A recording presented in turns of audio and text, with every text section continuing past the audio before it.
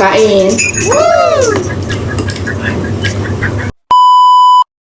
Nakabili nga pala ako ng isang buong cauliflower. At para naman hindi siya mangitim, inisang luto ko na lang siya. Sa halagang $10 at may konti akong carrot. And this is start of my daily meal plan. May konting sibuyas at konting giniling. So, i-steam ko sana siya pero may giniling ako. So, igigisa ko na lang. And here's how I cook my meal plan for a week. Isang buong carrots at isang buong cauliflower for 1 week. What? Well, hindi sa nagtitipid ako pero parang gano'n na rin. Gusto nyo rin bang matuto ng tipid tips ulam? Well, simple lang to kaya manood kayo. Agoy. Basic lang naman, alam nyo naman yung gisa, diba? Pero hindi ako gumamit dito ng bawang kasi wala akong bawang. Basic, yun lang, konting sibuyas at saka yung aking giniling, of course. Basic lang naman, alam nyo naman yung gisa, pero wala akong ahos, wala akong bawang. So, yung konting sibuyas, yung aking giniling, tinanggal ko lang yung pagkapula-pula niya. Tapos, sinunod ko nang kalimutan siya. Hinalo-halo ko lang para maalog yung utak niya kasi nalog-alog na.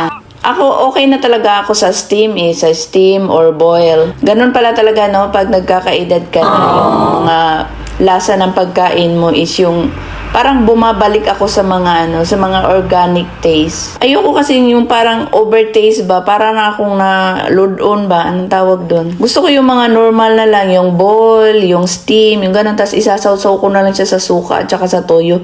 Ang sarap na. Ayoko nung maraming inilalagay para kung makuan masusuya.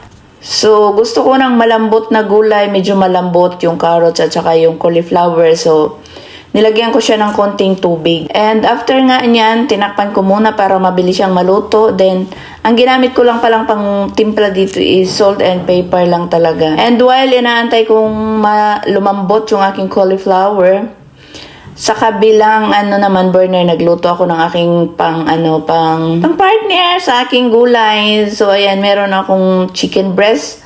Fry ko din siya with salt and pepper lang. And meron akong sausage. So ganun lang, hindi mo na ako nag-rice for today's video. Pag nag-rice ako ng gabi, so ang tagal na ng busog ko kaya hindi mo na ako nagra-rice on the next day. So on the other day naman, on the next day, on the other day ba yun?